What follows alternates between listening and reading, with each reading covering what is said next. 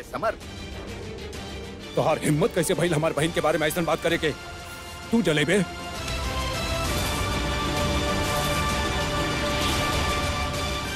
तू जानत बा तू कहां खड़ा होके बात कर रहल बाड़ा?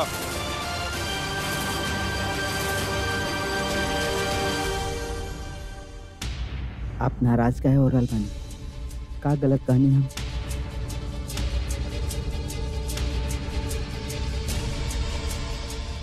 वो गलती के लिए दिया था, सजा तो भुगती ही। हमार बहन गलत ना बिया और ना ही ओकरा केहू सजा दे सकेला। लेकिन सब तो एक गलत मानत ही बाड़े ना। जबान से तो जलावत ही बाड़े, तो फिर शारीरिक तौर से ही काहे ना जला दिल जाए के? और सब तो यह चाहत रहलन ना कि जीते जी मर जाए, तो सचमुच मार देत बानिए के।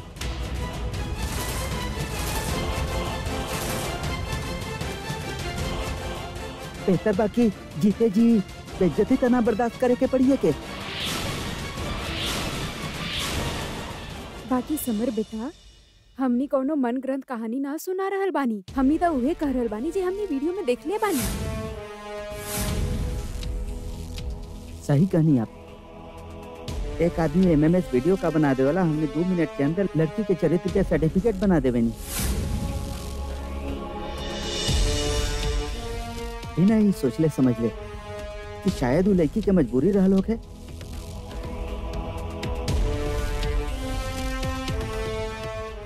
हमने के तो समझे के ही नहीं है ना। लेकिन बेटा, जे ई घटना के देख रहल बानी, जे साक्षी बानी, ओकर का? आप वो लोगन के बात करत पानी जे ई भीड़ में खड़ा होके तमाशा देखेलन।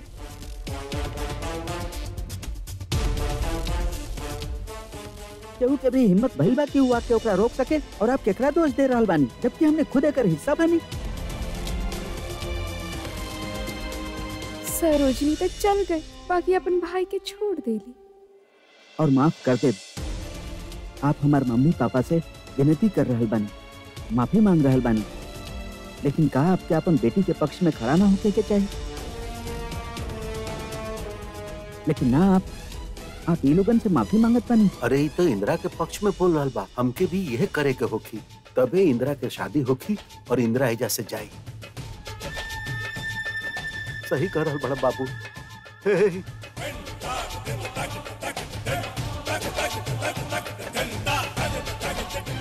इंदिरा बेटी हमके माफ कर दी है। हमरा से बहुत बड़ गलती हो गई। हम वो दिन क्रोध में तो हर बात के ना समझ पाई, तो हर सफाई के बिना समझ पाई।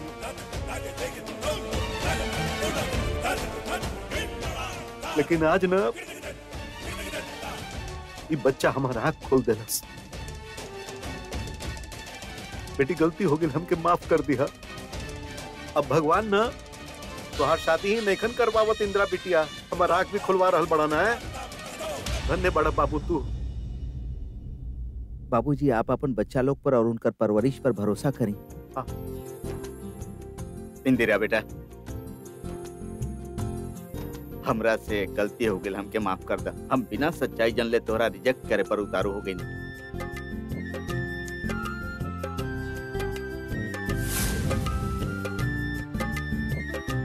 I am sorry.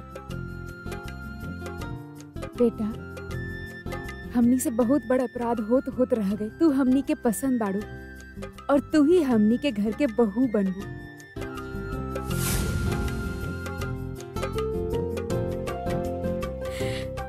हमनी के घर में तहार स्वागत बा बेटा। बस अब जल्दी से आ जा।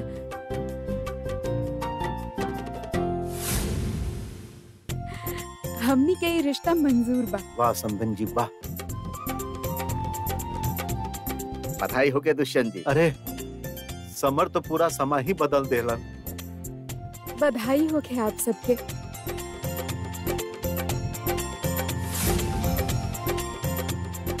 ये रिश्ता आपके वजह से भइल बा। हमार बहन के साथ देवे खातिर थैंक यू सो मच। हर व्यक्ति के करे के चाहिए, हमेशा सच के पक्ष लेवे के चाहिए। और हमके लागत बा कि आप अपन पत्नी के पक्ष लेती तो अच्छा होके। काहे कि वो आपसे बहुत प्यार करेली और भरोसा भी। खैर, आपके कोनो मजबूरी रहल होगी। बेटा, हमनी से बहुत बड़ा अपराध होत रह गए। तू हमनी के पसंद बाड़ू और तू ही हमनी के घर के बहू बनबू। हमनी के घर में तहार स्वागत बा बेटा। बस अब जल्दी से आ जा। हमनी के ये रिश्ता मंजूर बा। वाह समधन जी वाह। बधाई हो के दुष्यंत जी। अरे समर तो पूरा समय ही बदल देलन। बधाई हो के आप सबके। ये रिश्ता आपके वजह से भइल बा। हमार बहन के साथ देवे खातिर थैंक यू सो मच। इत हर व्यक्ति के करे के चाहिए।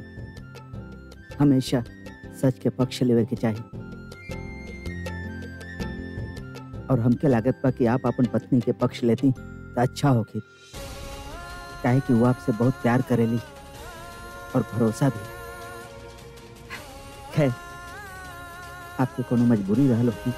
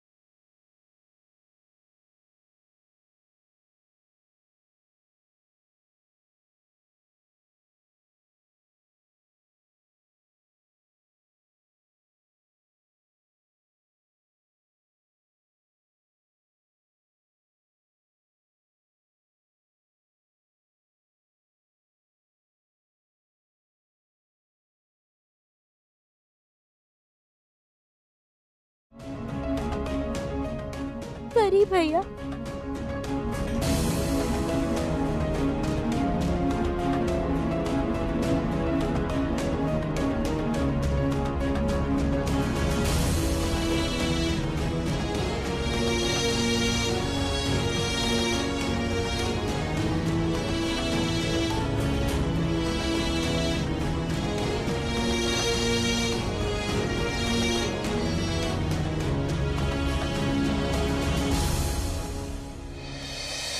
ई सूजी मैडम के हा? सूजी ना, सूजी मैडम, उहे बेल करवोले बाड़ी निर्जरा जी के।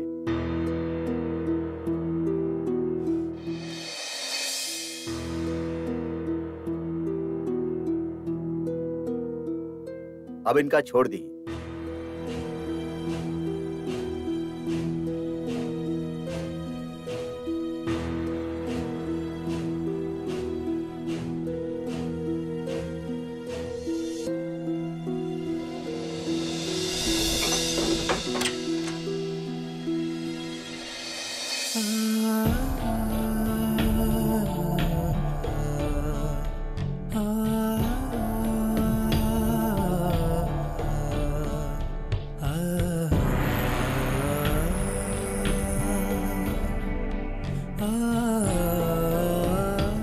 सूजी कौन नाम के बाला बा जे मदर इलाज के काल कोठरी से बाहर निकाल ले ई त हमके पता लगावे के पड़ी। अच्छा एगो बात बताई, प्रतापगढ़ में एकरा से पहले हम सूजी के हलवा खाली सुनले रही, कहीं बाहर के है का? हाँ, लंदन से। हाय लंदन।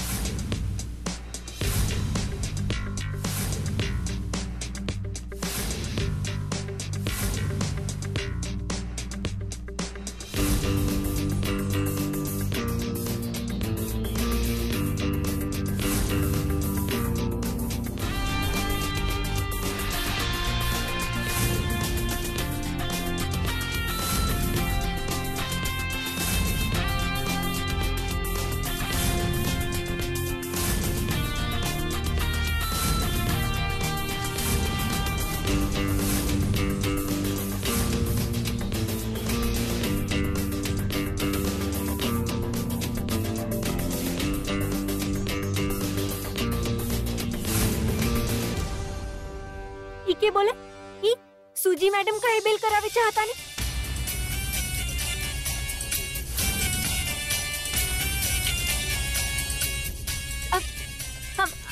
अब हमारी मतलब है कि कोई अजनबी को ना अजनबी के इतना हेल्पिंग काहे करी। मैडम सूजी संयुक्त राष्ट्रीय संघ खातिर काम करेली। उनकर एनजीओ बा जे महिला और बच्चा लोग के बेहतर भविष्य खातिर काम करेला और पीड़ित महिला लोग के संभव मदद देवे के कोशिश करेला। आजकल वो यही इलाका में बाड़ी 100 करोड़ के प्रोजेक्ट पर काम कर रहा बा। 100 करोड़? पूरा दुनिया में घूम घूम के बड़ा बड़ा स्कूल और अस्पताल खुलवावत बाड़ी। बस यह सिलसिला में काम आगिल बाड़ी।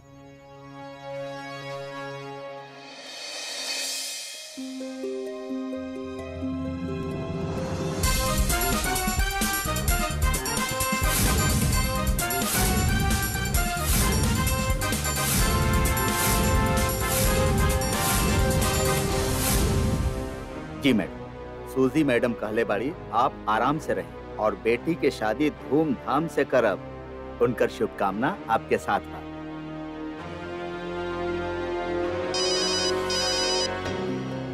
सूजी मैम के फोन। हेलो जी, हाँ काम हो गई। 1 मिनट।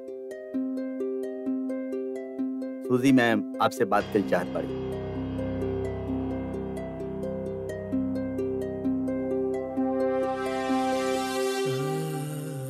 आप बहुत अच्छा बाड़ू। आप एगो अजनबी कितना मदद कैलू, ऐसे आपके लाख लाख शुक्रिया। No, no, no. एकरा खातिर थैंक्स नहीं के बोले के। तो हर डॉटर इन लॉ सरोजिनी हमरा के सब कुछ बतावली और आपके तो मालूम है हो कि वो हमेशा सच के साथ देवली और ओकरा खातिर फाइट भी करेली। So please don't say thank you.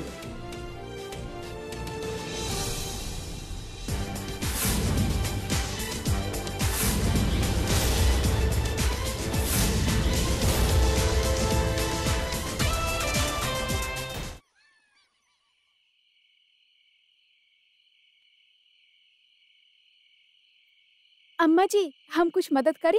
ना दादा, पिछला बार तू हमार मदद कैले रहलू त काल कोठरी के हवा खाए के पड़े। ये मदद काफी है जिंदगी भर याद रखे खातिर। अम्मा जी ओकरा में हमार कोनो गलती ना रहे। हम अच्छा से जाने केकर का गलती रहे और जेकर कोई गलती ना रहे वो घर से बाहर चल गई। हम अभी मन्नू के बुला के आवतनी।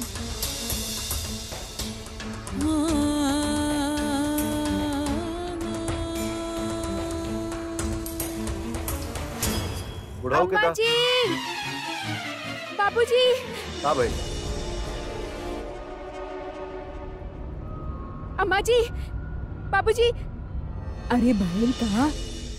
अरे सांस ही लेबू भकर भकर की कुछ बताइबू भी। ऐसन का देख लुलू जे हाफ रहल बाड़ू। उ मन्नू, अरे का भइल मन्नू के? दरवाजा न खोल रहल बिया। अरे तो चल। आप सब लोग ना जाइए। उ मन्नू कह रहल बिया हाँ। जब तक सुमेंद्र लल्ला ना आई हम कमरा से बाहर ना आई। अरे तोहरा से बात तो कैले बिया ना हो, एकर मतलब वो ठीक बिया। अभी तक तो ठीक भी है दादाजी, पर आगे की कुछ ना पता। लल्ला आप जाके देखी ना। हम कहीं ना जाए। आपके तो पता बा मन्नू कैसन बिया, एकदम जहर दिमाग वाली। कुछ करना बैठे। हाँ, जा जल्दी जा। अरे बड़ा मुश्किल से घर में शांति भइल बा, कहीं कुछ कर ना बैठे। जा बचवा। अरे भेजा ना, भेजा ओकरा। अरे ए सुमिंदर, जा न जा, चल जा। हम कहनी ना हम कहीं ना जाए। अरे यार तू तो एकदम अड़ियल घोड़ा के जैसन लगाम खींच के बैठ जाला। कहीं ना जाए। अरे वो कहीं मरा ना जाए। जा जल्दी जा, तू ले जा एकरा। जा तू, जा जल्दी जा। अब एकर का करें?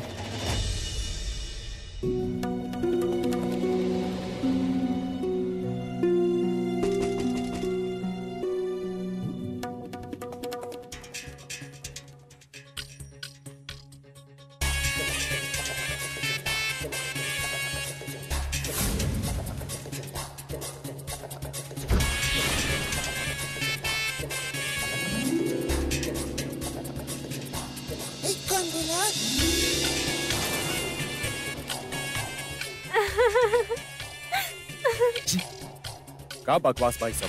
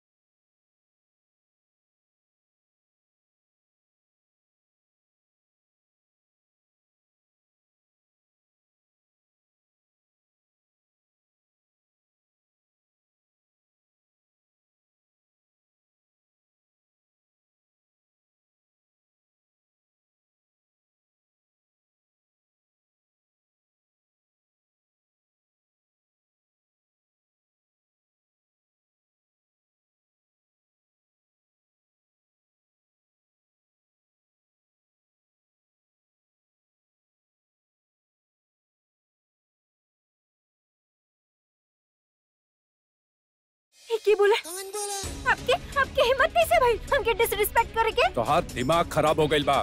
हमार दिमाग खराब ना भइला और हम आपके पत्नी बानी, ऐसे इनका गलत कर देनी, वाइफ बानी वाइफ। के बोला ऐसे घूरी मत हमके। और आप सुन ली, उस सरोजनी ना दिल्ली गईला, कहीं दूर ना गईला। अगर हमारी बात ना मानी ना तो हम फिर से केस रीओपन करके ओके ट्विस्ट करके सरोजनी के डबल फंसा दे। के बोला आपके ना ज्यादा ना स्मार्ट बनने की जरूरत नहीं है। हाँ, अगर घूरे क्या तब प्यार से घूरी। और चली जल्दी से हमारे साथ सुहाग रात मनाई। जल्दी से हमारे घूंघट उठाई और देखी चांद के। आई चली।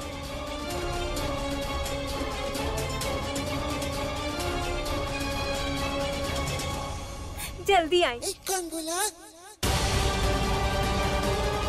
अरे जल्दी आई ना।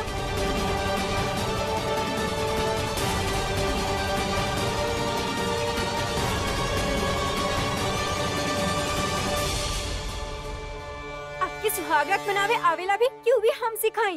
कौन बोला?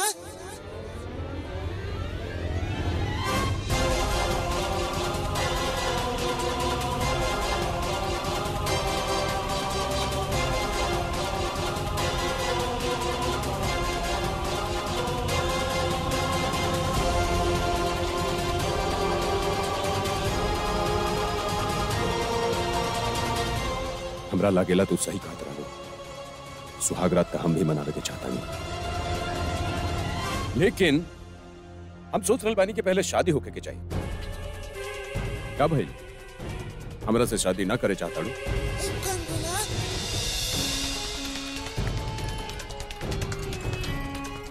एक सेकंड रुकी सोमू जी।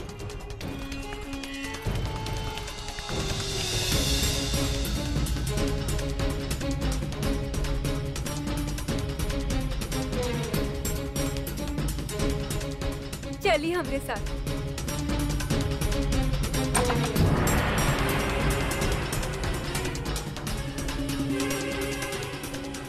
Everyone listen, come.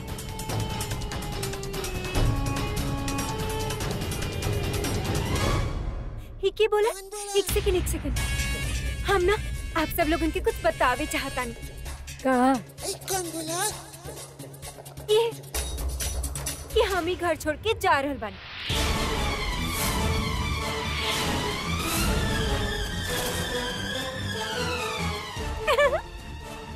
तो मुद्दा के बात यह कि हम और सोमू जी शादी करे जा रहल बानी। ई बात no photo no fighting, only marriage only relationship. अब एक बाद हमार फिर से री एंट्री होगी दुल्हन के रूप में, मिसेस सुमेंदर के रूप में। केहू के हार्ट में कोई सवाल है तो अभी पूछ ली।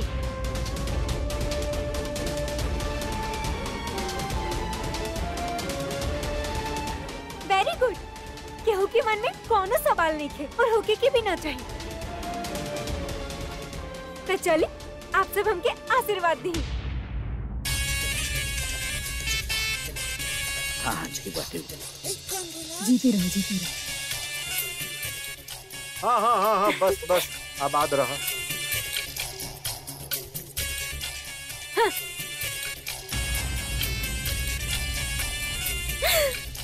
एक कहल जाला, क्या कहल जाला? ले जाएगी दिल वाली दूल्हा ले जाएगी। वाह, ठीक है बोले। हम पहले ही कहले रहली ना, वो दिल्ली वाली डाइन बड़ी डाइन। देखिए इंदिरा के शादी हो रहा, आप जल्दी बाहर आ गई हैं और अब की बार हमार भी असली वाला शादी होके वाला है ना?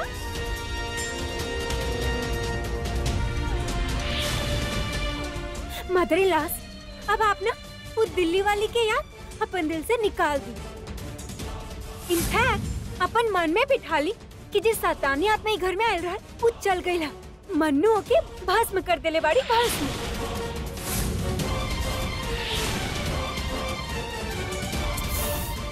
अरे मदर इलाज, आपके और सोमू जी के वो दिल्ली वाली के अपन दिल से निकाले के होगी और हम ना ओकर ओकर याद खरोच खरोच के आपके दिल से निकाल दे।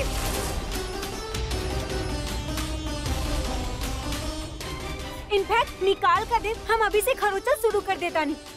ए जेठालाल की बीवी, जा कुछ कागज और एगो बर्तन लेके आवा जल्दी से,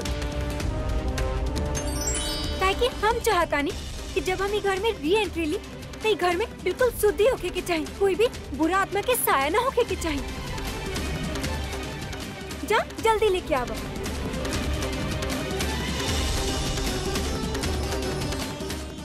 ई शैतानी आत्मा के हा।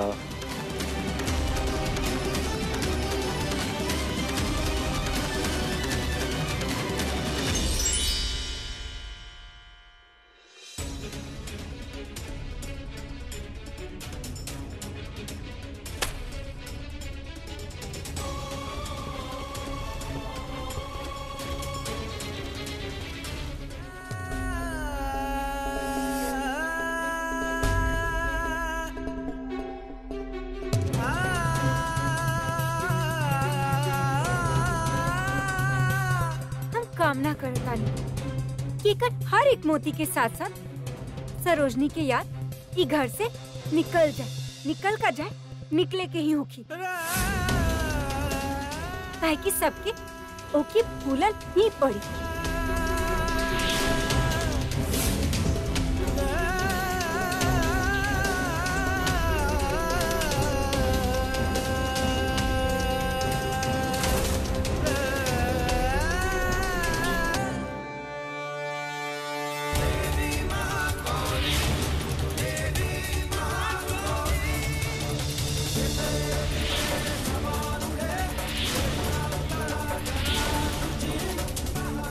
निर्जरा का कर रहल बाड़ू? अम्मा का कर रहल बाड़ू तू? अम्मा छोड़िए करा। क्या कर रहल बाड़ू? छोड़ो ओकरा, मर जाई।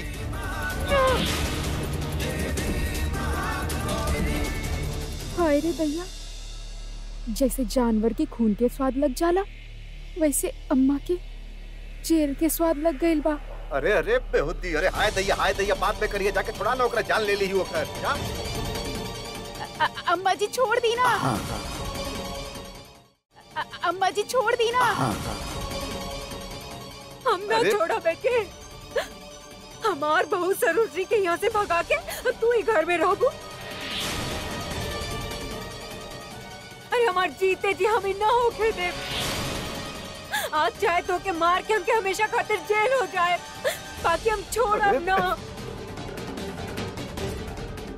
सोमू जी बचाए हमके, न तो आप विधवा हो जाए, छोड़ाए हमके। अम्मा छोड़ी ना, आज हम एकर गटे फोड़ के छोड़ी अम्मा।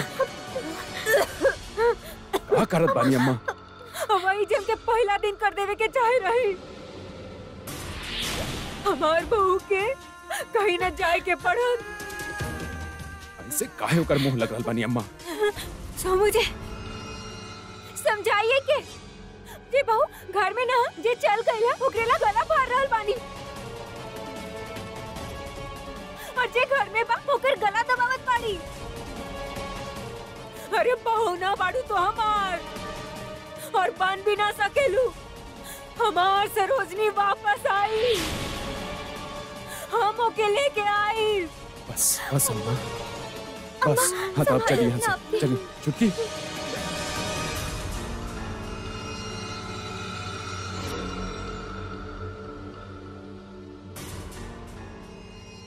चल जा। एक बाड़ू का ठीक बने? ये का सरोजनी लगा के रख ले बाड़ी आपके बीवी? कुछो ना हो, सांस मारी पे सरोजनी के भूत सवार बा। घबरा मत, हम सब उतार दे। आपके सेहत खातिर ये अच्छा होगी। अगर हमार सांस अटकल ना तो याद रखी, हम आपके सांस बंद कर दे।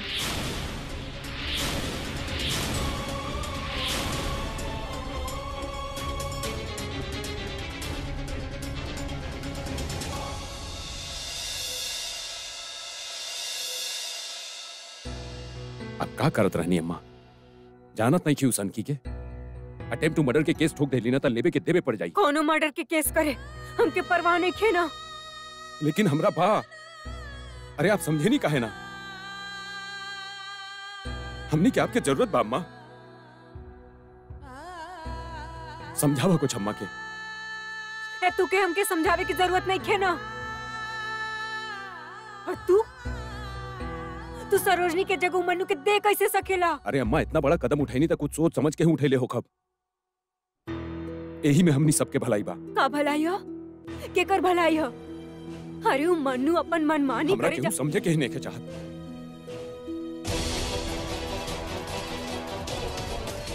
अम्मा अब तू हमके ना समझाइबू। हम जी कह रहल बानी तू करा। सरोजनी के फोन लगावा, पता करा कहाँ बाड़ी, कैसन। अरे बात करवावा हमार। आपके का लागेला अम्मा? हम भाभी के फोन ना लगवले हो कब? हम बहुत बार कोशिश कैले बानी लेकिन उनकर फोन बंद आवत था। जब जब हमके मदद के जरूरत रहा सरोजनी हमार मदद कैले, और आज जब ओके मदद के जरूरत है हम अच्छा वो सूजी मैडम से बात करी का? वो बेबस और दुखियारी औरतें की ही मदद करेला। वो सरोजनी के वापस लावे में हम मदद कर सके नहीं। बाकी हमने उनका तक पहुँचब कैसे? ओ वकील के पास उनके नंबर होगी। लेकिन अम्मा हमने में से केहू वकील के ना जानेला। इंदिरा बिटिया जहाँ चाह हो जा रहा, वकील था हमरे ही शहर में बा। हम ओके ढूंढ ले, हमके ओके ढूंढे के ही पड़ी, हमके ओके पता लगावे के ही पड़ी। अम्मा सुनले बानी टाउन हॉल में कल फंक्शन होके वाला बा। बाबूजी ओकरे बात करत रहले और वकील नेता सब वहाँ जात रहेले। शायद कल वकील वहाँ पे आ जाए। हमरा वहाँ जाके पता लगावे के होगी। आप चिंता मत करी, हम पता लगा ले।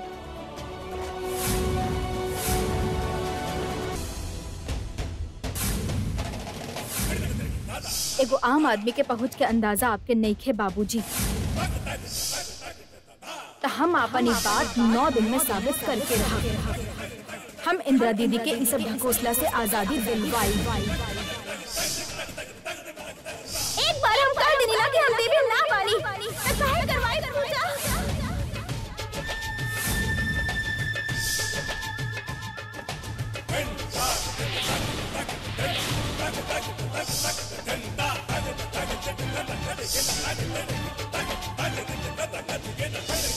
ये औरत जात पे कोनो भरोसा नहीं, कब के चुल निकाल के डंक मार देबे कि हम माई के लाल नहीं जान सकत।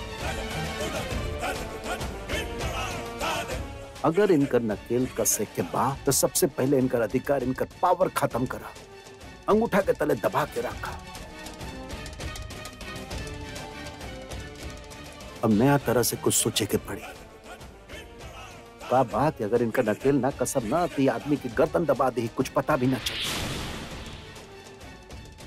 इस सरोजनी के तब पत्ता साफ, अब कुछ नया मोहरा सोचे के पड़ी।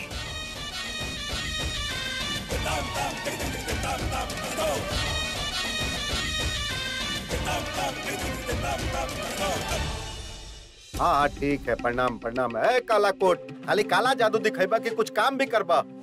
हाँ अच्छा सुना, जल्दी जल्दी एगो पेपर बनवावा। ठीक बा ना? हमके तुरंत अर्जेंसी बा, काल के काल चाही। ओकरा में का लिखे के बा हम तो के बतावतानी। हाँ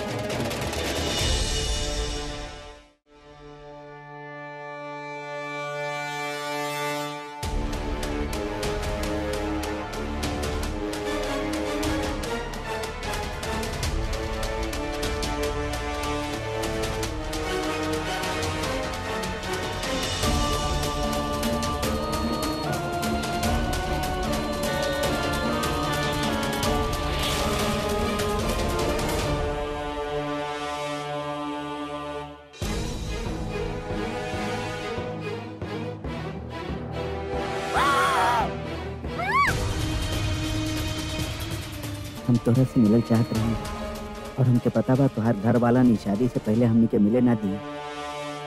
अरे सबके बतावे के बाद कौआ टोला में चल जाइहा और जमोता बुआ के यहाँ जरूर जाइहा। आओ मोटी वाली। हाँ हाँ उहे। अरे गांव के बेटी बिया। सोमिंदर के शादी में बुलावल भूल गई रहनी तब बुरा मान गई रही और उधर से ही दहाड़ी कुम्हार के यहाँ जाके मटका और दिया खातिर भी बोल दिया। अरे दादी आप टेंशन ना ली, आज तो हम चांद तक जाके न्योता दे के आए।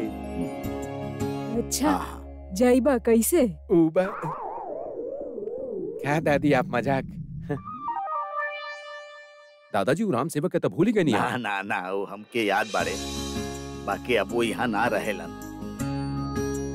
उनकर बेटा नालायक निकल गई ना तो दिल्ली में अपन बिटिया के यहाँ जाके रहेलन।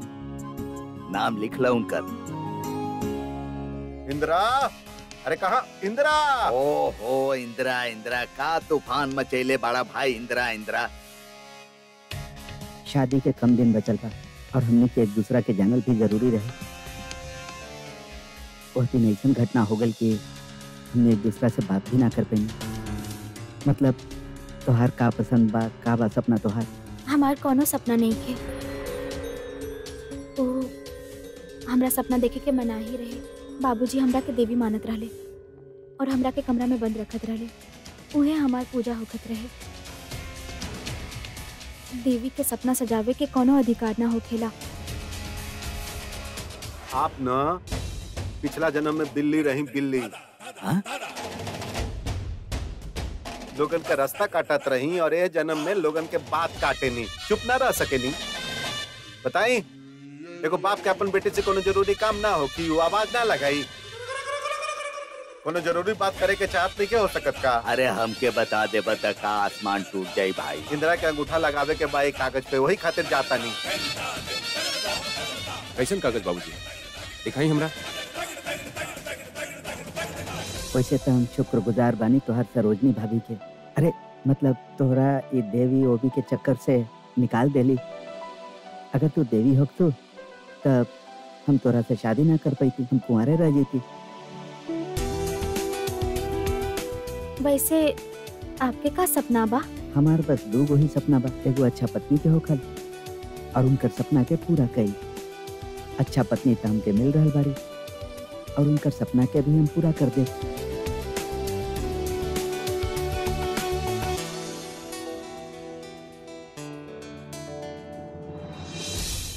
अरे दिखा दे हम तो के बाबू, अभी हमार माथा पे 83 को काम बा। सांस लेबे तक के फुर्सत नहीं के। भाग रहल बानी एने से ओने। ओकर अंगूठा लगा के जल्दी से देबे के बा। बाहर काला कोट वाला इंतजार करता, समझ गेला? वो हो जाई तो एगो फोटोकॉपी करवा के दे दे तोरा के। तू खुद भी पढ़िया और इनका के पढ़ा दी। बहुत बेचैन रहेला नी, हाँ ना? हाँ जा, हाँ अब मत टोक बीच में। ए इंदिरा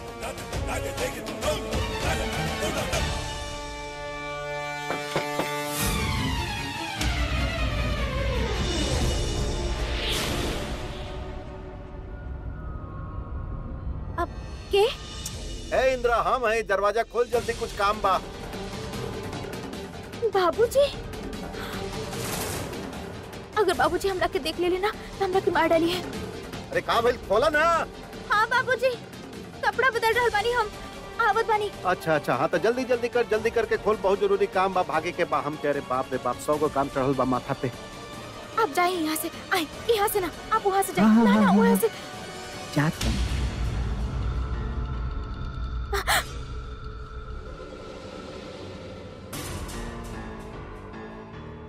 जकरा देखो ओकरा एने आवा जल्दी। है बेटी, हैं बड़ा देर लगा देलू। हैं अरे खिड़की खोल के कपड़ा बदलत रहू। ना बाबूजी, बस अभी खोलनी खिड़की। अच्छा ठीक बा, छोड़ा ये सब, पहले बैठा, एगो काम बा, बैठा एने। सुन ये जे बा ना, एक कागज पे जल्दी अंगूठा लगा दे जा।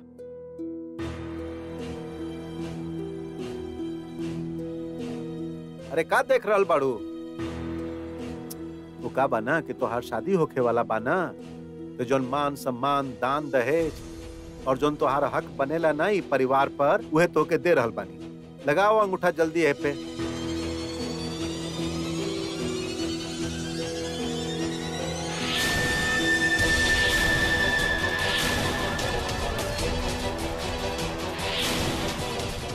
बहुत फुदकत रहो ना महिला मंडली के शक्ति के खातिर। अब देखा हम का कैले बनी तोरा खातिर, कैसे ही शक्ति के पैर तोड़ रहल बनी। तोहार सारा अधिकार खत्म, एक घर के एगो ढेला पर भी दावा नहीं कर सका।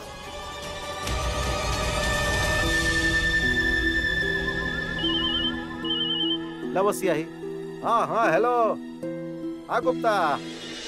अरे ठाकुर साहब ये लंदन से मैडम आइल बड़ी ना, फिरंगी मैडम सूजी आ गई सूजी। अरे सिर्फ आइल नहीं खे, बाकी बड़की बड़की बात भी करे ले।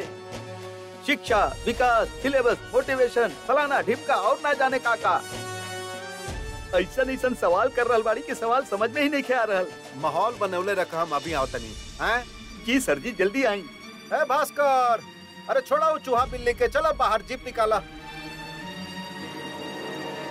यहाँ पर लेकिन ना पढ़ेली। गांव में लेकिन कहाँ पढ़ेली? ई तो सरकार के पास जमीन रहे, वक्त रहे तो बना देलक बालिका विद्यालय। असल में विद्यालय कम और धर्मशाला ज्यादा बा। यहाँ शादी ब्याह के समय पे सब बाराती आवेले और रहेले, और ओकरा बाद शराब जुआ सब इहे चलत रहेला।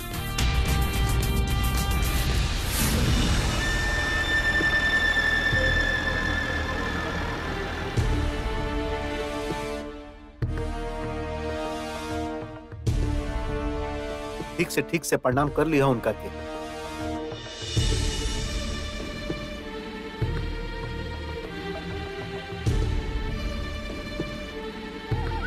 नमस्ते मैडम।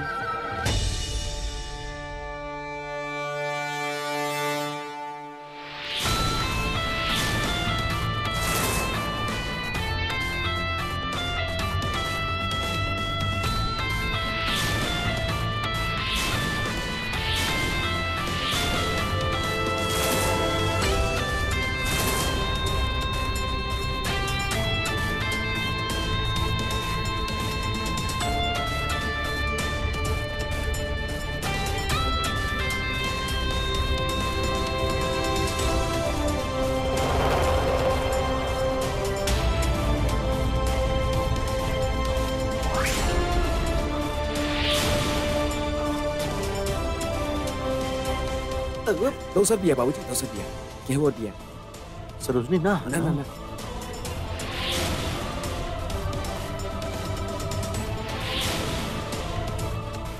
ये हमनी के गांव के ठाकुर साहब बानी, हमनी के गांव के करता धरता। ये हमनी खातिर और हमनी के गांव खातिर बहुत कुछ कइले बानी।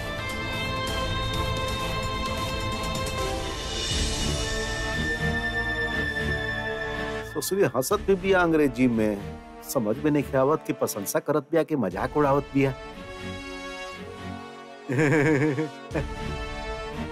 अरे आप बैठ, कुर्सी ले आवा। मैडम चली बैठी ना, चली। अरे कुर्सी में हुआ।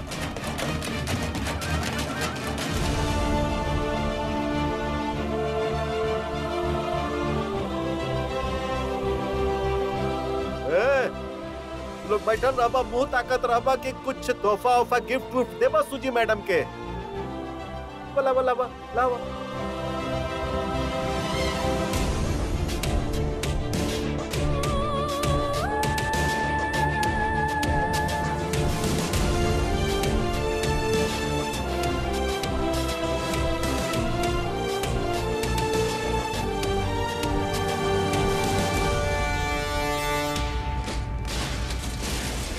Oh my God!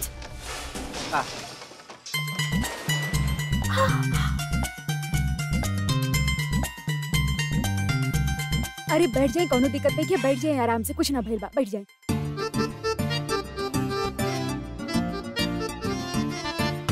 मैडम वो कहा ना, यू प्रॉब्लम भोजपुरी तो हम ना आपके चित्र बना बना के बोला, ऐसे मुंह बना बना के, तब आप समझ जाए। फोटो वो का बाना मैडम की स्कूल में एक टेबल रहे, वो 3 पैर वाला, वो का बोलल जाला ओकरा? हाँ बढ़ई कारपेंटर ना रहे ना, तो एकरा में एगो चौथा टांग बना के बैठेले रही जा। बीच में ही दम तोड़ दलस करे बेहुदा। चोट तो ना लागल न पैर में? Oh, no. It's fine. It's completely fine.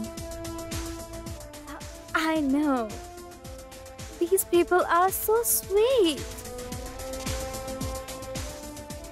And you're so helpful. I really appreciate. अरे कान पर से हवा जा रहा बस ससुरी, बाकी एक इंग्लिश समझ में नहीं खे आवत। Yes. Mr. Dushyant, Yes. I just want to ask one thing more. ओहो थिंक मतलब ठीक बा अच्छा बा, सब ठीक बा सब ठीक बा। हेलो अब आप लोगन के सूजी मैडम अपन मधुर आवाज में संबोधित करी है, ठीक बा? सुना आप भाई लोग और बहन लोग, हमने के गांव के सौभाग्य बा के हमने के गांव में इतना बड़ पढ़ल लिखल और धनी महिला आयल बड़ी जेके एजा सामाजिक काम कइल चाहत बाड़ी, ठीक बा? तो ई एजा बहुत बढ़िया बात करी है, भाषण दी है। इनकर जौन सूजी मैडम के भाषण होखी वो अंग्रेजी में होखी, तो आप लोगन के समझ में ना आई तो अपन बाल मत नोचब। अब बीच में तू लोग ताली बजावत रही है, ठीक बा ना? इनकर भी उत्साह वर्धन होखी, ताली। अब बहुत सुंदर सूजी मैडम ली बोली।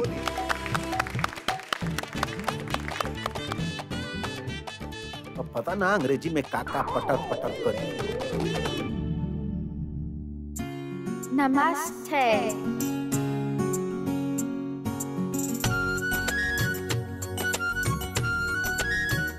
Yatranarya Tapujata Ramante Tatra Devata. It means जहाँ स्त्री के पूजा होखेला उहाँ देवता के वास होखेला।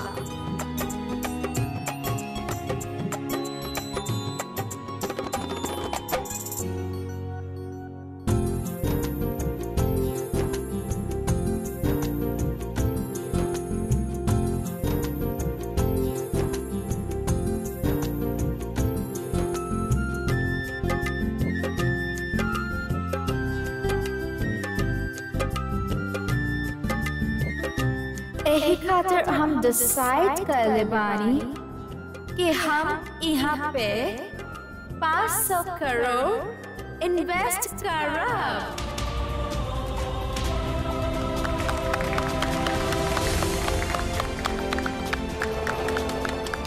500 crore? 1 minute. But for that आप सबके सहयोग चाहत होगी। मिली मैडम, पूरा मिली सहयोग आपके। हम ना भरपूर सहयोग देब आपके, और प्रतापगढ़ सहयोग के खातिर जाना जाला। ताली।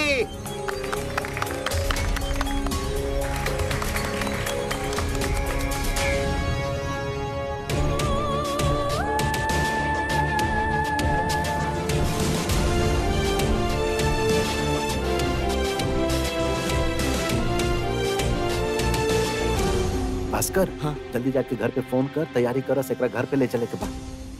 500 करोड़ के 500 बाद करोड़। चुप, जल्दी चुप। देखा 500 करोड़ के गुड़ देखलन ना कि सब मक्खी के जैसन भिनभिनाए लगलन।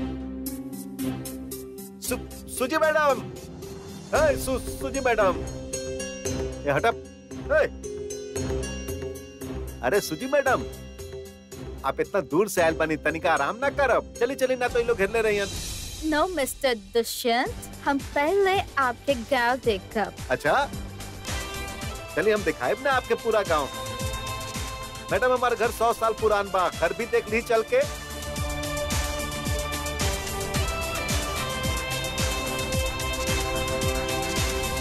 अरे क्या बा यार, बात दिमाग में घुस रहल बा कि ना?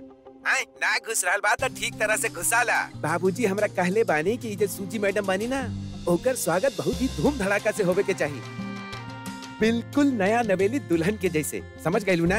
आए, यही से घर के अच्छा से साफ सुथरा रखा और अच्छा से कपड़ा पहन के रह तू भी। उनका पता चले के चाहे कि दुष्यंत फैमिली के परंपरा और संस्कार का चीज हो खेला। ठीक बा ना? कौन कहाँ के फिरंगी औरत बा जेकरा खातिर इतना नाज नखरा उठा रहल बड़ा? मरद बड़ा के हर जाई, हमरा खातिर तो कबो इतना नखरा ना उठाइला। अरे यार 500 करोड़ लेके आ रहल बिया। कितना लेके आ रहल बाड़ी? 500 करोड़। तू का लेके आइल रहलू? 500 रुपया। तहार बाप ना ऊ का कहल जाला दहेज के नाम पे कद्दू भेज देवेले यार हर साल। ऊ खा खा के हम मोटियाई जा रहल बाड़ी। शादी के नाम पे एक पीस भेजनी, वो भी डिफेक्टिव। आज तक पापा ना बन पाइनी यार हम। तो हर चक्कर में हम जूता खाइनी। अरे रखा फोन पर, अच्छा से ऊ तैयारी करा घर के। आवत हम बतावत नहीं। बहुत ही सुंदर लग रहा है बाड़ी। अम्मा, इंदिरा बिटिया। जी अम्मा। ये देखी सूजी मैडम खातिर। अरे वाह, बहुत ही सुंदर बा निर्जरिया।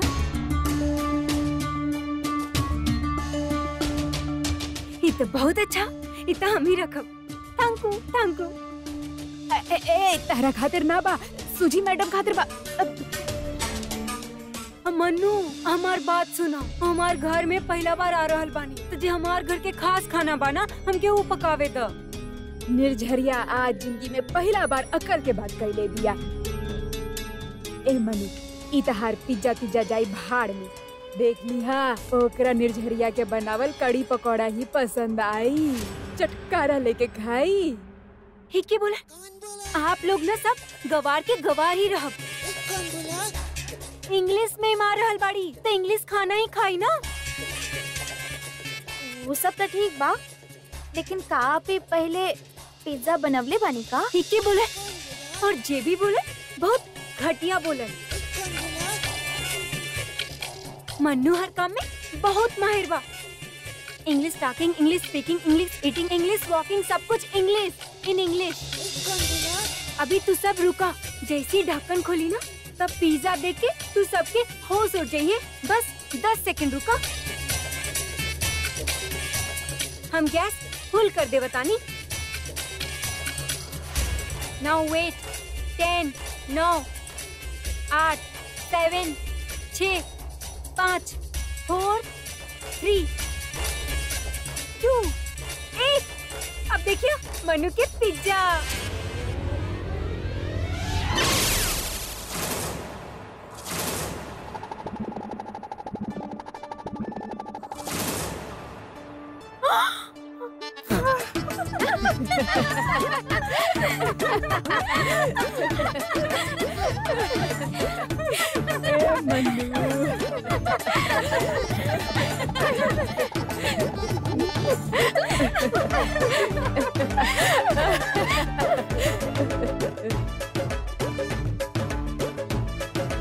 अब शायद पिज्जा में कुछ मिलावे में यहाँ की वहाँ हो गए लोग। वैसे चेहरा पे चख के देख ली कैसन बनल बा, मतलब स्वाद बा की ना? मनु, गैस तो बंद करा।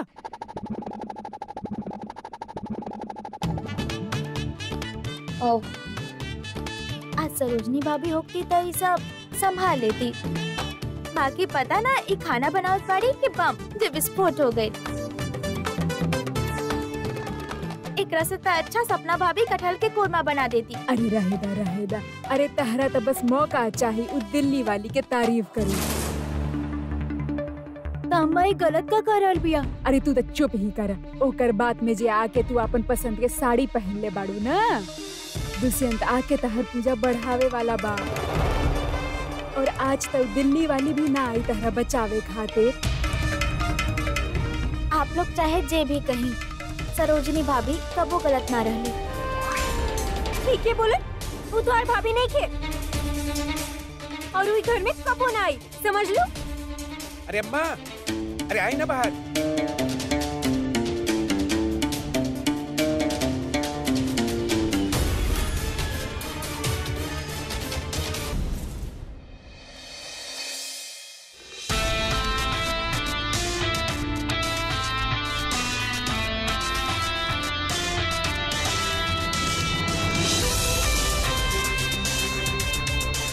अरे राम राम जी।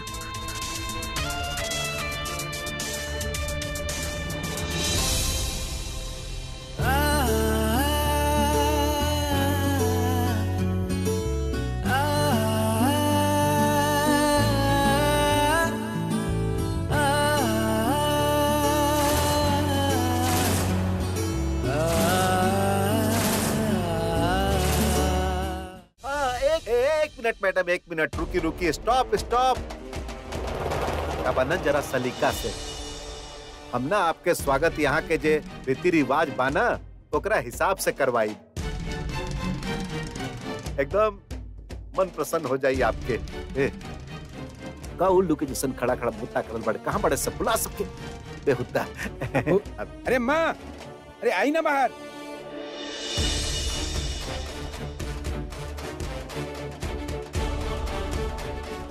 आवता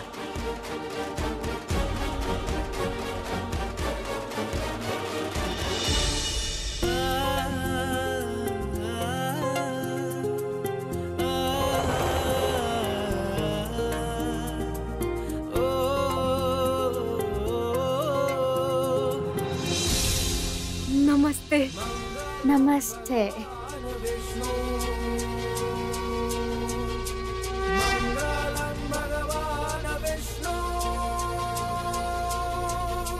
मंगलम गरुडाध्वजा मंगलम गरुडाध्वजा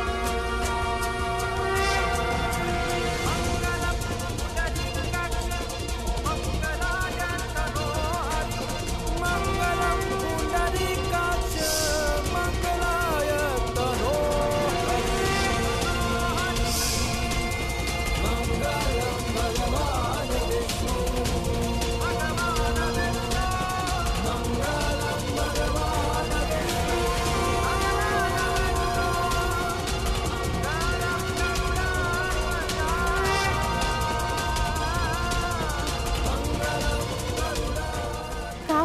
आंटी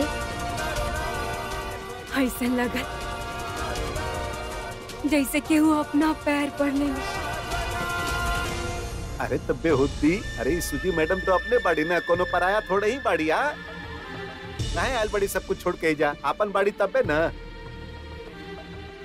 सुजी मैडम ये हमार भोली भाली ऊ बाड़ी।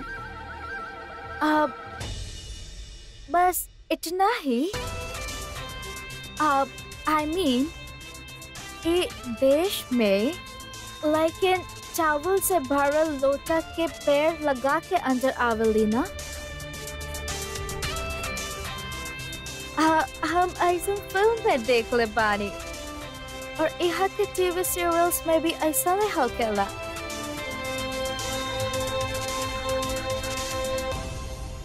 मिस्टर दुष्यंत ऐसा नहीं हम ना होकेला। ठीक है बोला हो खेला, लेकिन तब जब घर के लक्ष्मी एंट्री ले रहा लो, जब हम ही घर में एंट्री ले रहनी तो हम भी चावल से भरल लोटा के लात मार ले रहनी। अरे बेहुद्दी, तब इहो तो घर के लक्ष्मी ही बाड़ी ना। और तो घर के लक्ष्मी ही खेली, ले आवा जल्दी मंगावा, चावल मंगावा।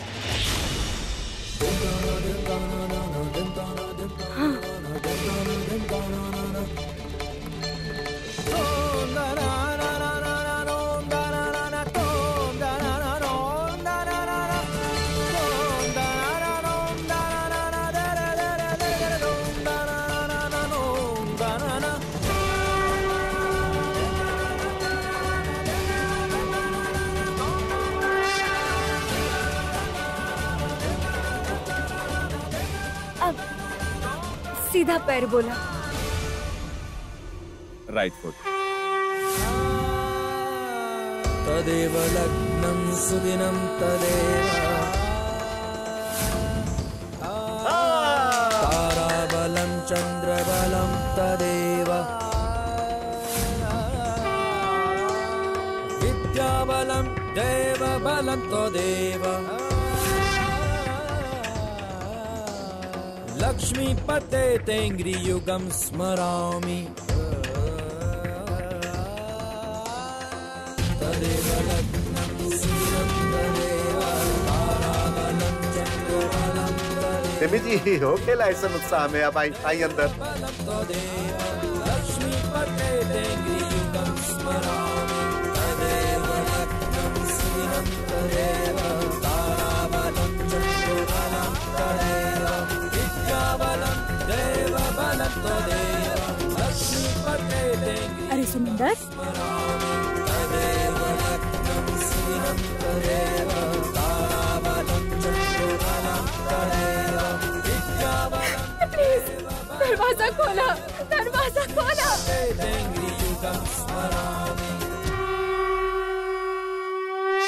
आप सुजी मैडम, हाँ आपके न हम अपन परिवार से तनिका परिचय करवा देता नहीं है। ये बाड़ी हमार धर्म पत्नी निर्झरा जी, एकदम झरना के जैसन झरझर कोमल पवित्र बाना बाना निर्झरा। और ये है हमार बड़की बहू सपना। हेलो।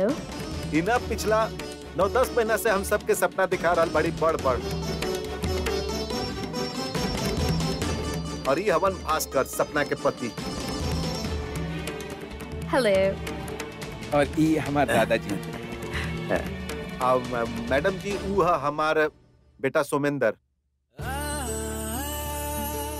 He's pretty handsome. हमरा पे गइल बा। हेलो। हेलो। मैडम वो ना सोमेंदर दिल्ली विश्वविद्यालय से पढ़ल बाटे, बहुत बढ़िया अंग्रेजी बा ओकर। इंग्लिश इंग्लिश इंग्लिश एकदम कमाल के। होकर भी नौकरी लग गई रहे आपके लंदन के कंपनी में। ताकि वो ना समाज सेवी है, तो गांव चलाइल समाज सेवा के खातिर। आपके जैसे ने कर विचार बा। और वो ना उजे खड़ा बाड़ी न हो जा, वो है हमार बहू जेकर नाम बा ईके बोलल। अरे नहीं नहीं, मतलब मनु नाम है कर, एकरा प्यार से हमने मनु बोले नहीं। आपके भी पता चल जाए ईके बोलल। हाँ मैडम जी वो हमार बच्ची है इंदिरा। इंदिरा ओकर ना अभी शादी होके वाला बा हाल फिलहाल में 2-4 दिन में। Oh really?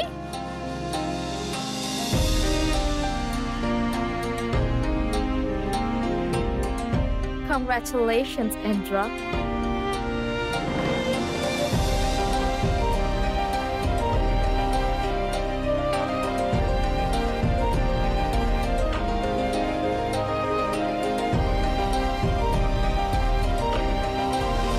It's so nice to meet you.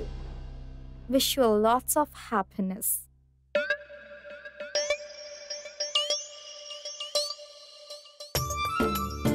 शादी की बधाई दे रहल बानी और तोहार सुख के कामना कर रहल बानी। का बात बा, का बात बा। शुक्रिया। ही क्या बोला? हमार भी वेडिंग होके वाला है, वेडिंग इनके साथ, तो हमके भी कंग्रेचुलेट करा ना।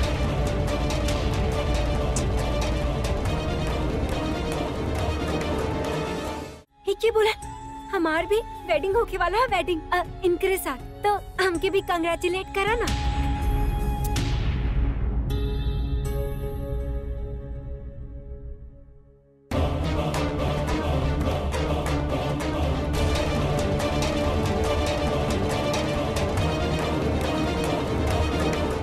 जी, हमके एक बात समझ में ना आए। ये दोनों एक जैसन साड़ी पहनले बारी। आप अलग रंग के और अलग तरह के साड़ी पहनले बानी। हमके कोई अपना सिखैले बा कि कपड़ा खुद के पसंद के ही पहने के चाहिए।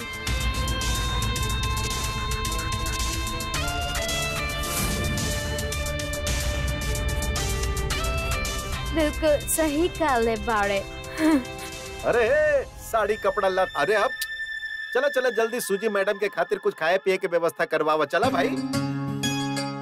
जा जा जा। आप हमनी के एगो बात बतावा, आपके आदमी कहाँ बानी?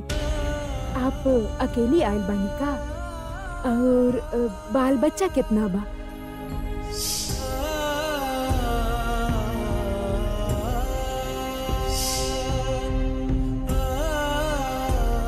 नो नो नो, अभी हमार शादी नहीं के पाए।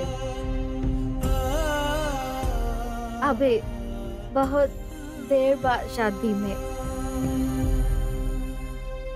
ही के बोला काहे ना करे क्या? केहू डिच कर देले का? अभी बहुत कुछ करे के बा लाइफ में। हमार डैड के 4000 करोड़ डॉलर के इंडस्ट्री बा। सो हमके ओकरा में कोनो इंटरेस्ट नहीं के। हमके इंडिया से प्यार बा।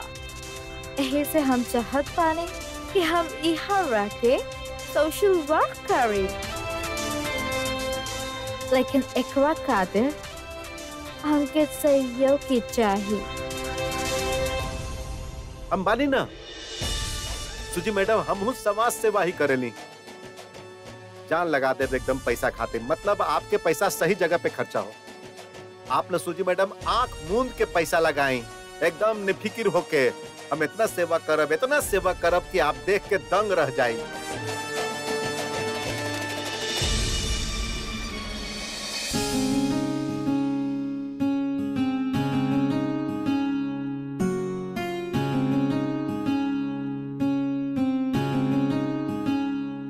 अम्मा, वो सूजी मैडम कितना प्यारा बाड़ी ना। हाँ, अब पहला बार ही मिलके ऐसा लगल जैसे बरसों पुराना पहचान हो। सच में अम्मा, ऐसा काहे होखेला जिनका हमने देखनी ना जाननी ना, फिर भी अचानक से अपना काहे लागेला। हाँ, जैसे पिछला जन्म के तार जुड़ल हो,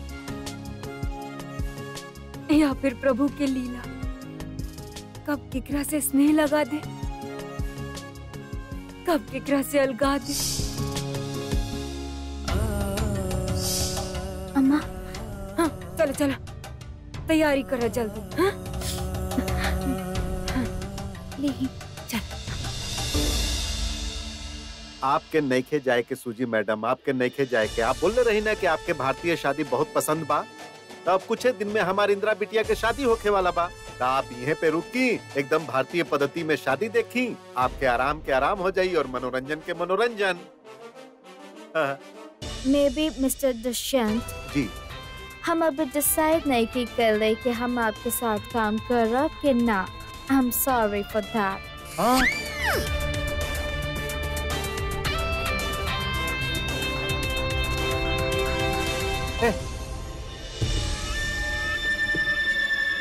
ई लिहल जाए, तनिका ग्रहण करी।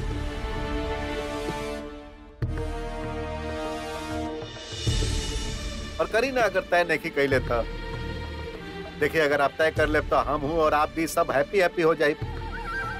ओए सुजी मैडम, हमके ना इस सामाजिक काम के बहुत खतरनाक और घना अनुभव बा। अब भूख भी बा हमके।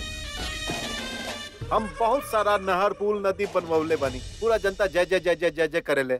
You know, Mr. दुष्यंत, हाँ जी, यहाँ पे ए नहर पुल के बाद नहीं के हो, एजुकेशनल डेवलपमेंट के बाद हो रहल बा।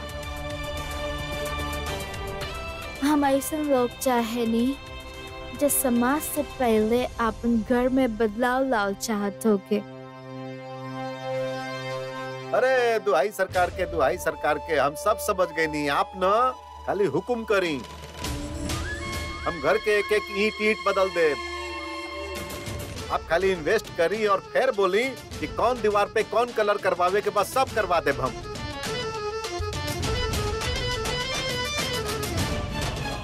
बाबूजी, सूजी मैडम अलग बदलाव के बात कर रहा बानी। कौन सा अलग बदलाव की?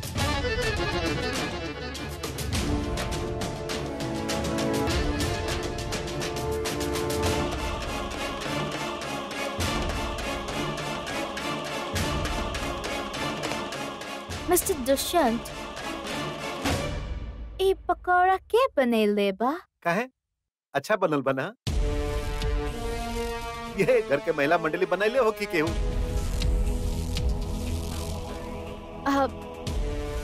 नो, ये अच्छा नहीं के। You know my taste, Mr. Dushyant. अगर हम यहाँ पर रहनी तो शायद हमके खाए पिए में भी प्रॉब्लम हो जाए। अब हम कहूँ और रह ले। अरे नहीं नहीं नहीं, अतिथि देवो भवा, आपके हम कहीं ना जाए दे। अगर आपके ही खाना के स्वाद अच्छा ना लागल ना तो हम आपके खातिर रसोईया रखवा देहब। रसोईया सुजी मैडम, अगर आप कहब ना तो हम खुद अपना हाथ से खाना बना के देहब आपके।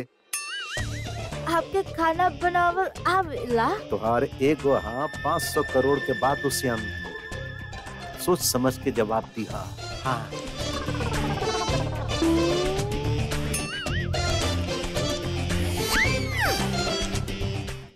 आपके खाना बनावल आवेला? तुहार एगो हाँ 500 करोड़ के बाद उसे हम सोच समझ के जवाब दिया। हाँ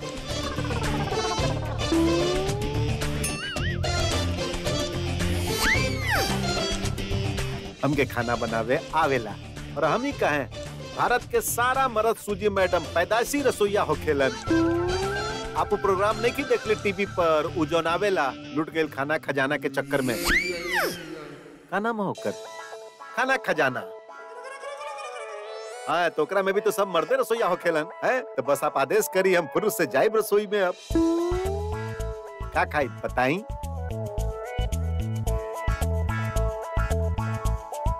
ठीक बा मिस्टर दुष्यंत, तो आज रात के खाना आप बनाए, वो खा के हम तय करो। I'm very tired. हमके अब थोड़ा देर आराम करने की चाहिए। यस मैडम जी, दो पल हमरा से तब मिल ली हैं।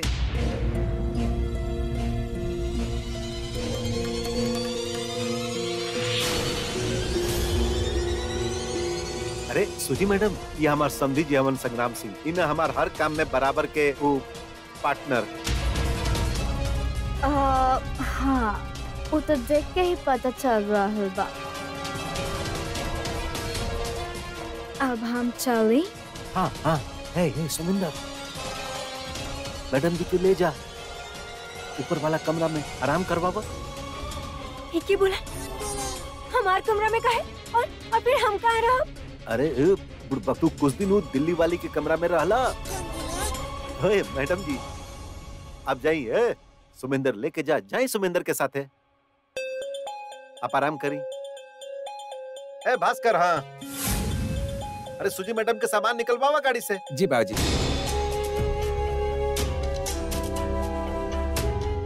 आई। Excuse me.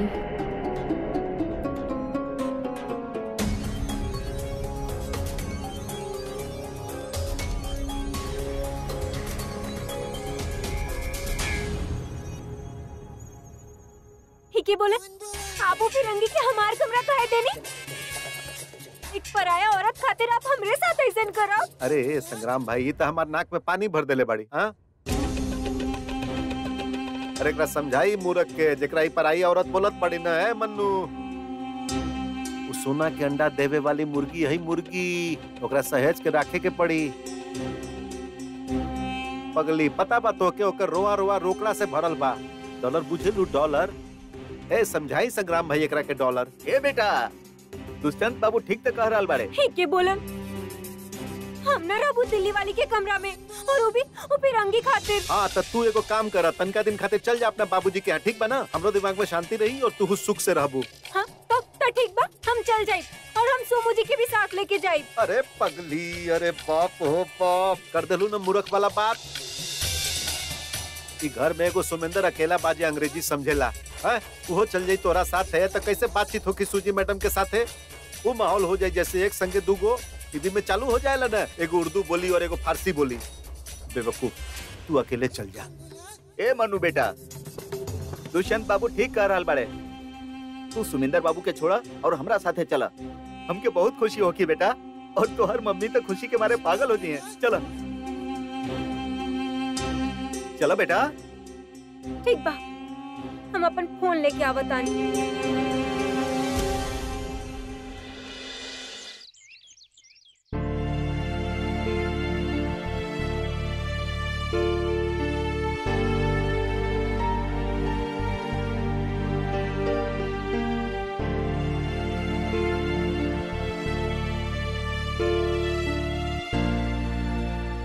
अगर कोनो भी चीज की जरूरत होगी तो हमके बुला ले।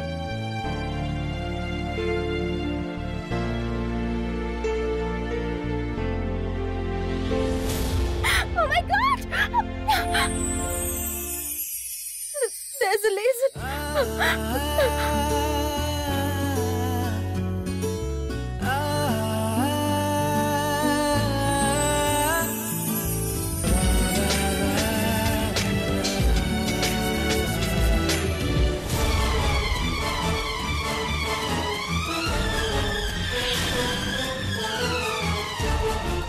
सोमू जी,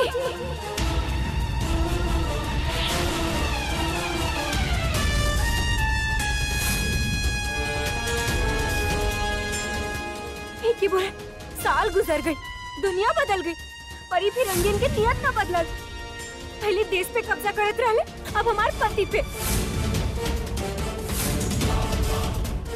लेकिन हम ऐसे हरगिज ना होके देख ना फिर। का करत रहनी सोमू जी आप एकरे साथ? का करत रही? छिपकली गिर गई रहे, सूजी मैडम के डर लगल और तू आपसे चिपक गई नहीं। आपका छिपकली रूपानी बताइए हम क्या? का बकवास कर रहल बाड़ू?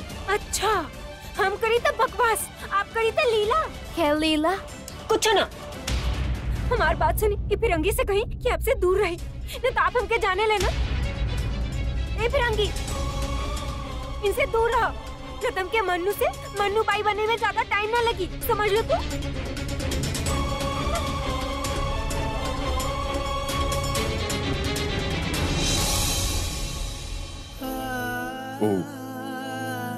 ओकरा तरफ से हम आपसे माफी चाहता नहीं।